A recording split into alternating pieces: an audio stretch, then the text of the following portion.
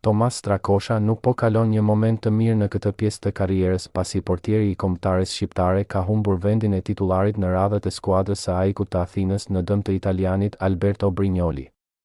Por një javë para grumbullimit me kombëtaren shqiptare për ndeshjet kualifikuese të botërorit 2026 shtohen telashet për portierin shqiptar pasi ai është lënë jashtë skuadrës nga trajneri Matias Almeida.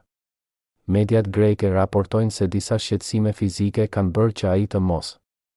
udhëtonte me ekipin për duelin e komplikuar ndaj Arisit të Selanikut, duke qenë kësaj një spektator për duelin në fjalë. Kujtojmë se Strakosha është titular i padiskutueshëm në radhët e kombëtares shqiptare që nga momenti kur trajneri Silvinho vendosi të ndryshonte hierarkinë duke larguar Etrit Berishën nga formacioni për t'i besuar 29 vjeçarit.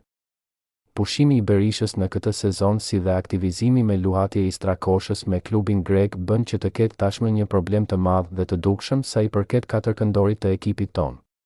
Vetëm Elhan Kastrati ka luajtur rregullisht në këtë sezon në kategorinë e dytë me Citadelën, por duhet theksuar se edhe ai vjen nga një dëmtim që e la jashtë fushave për një muaj.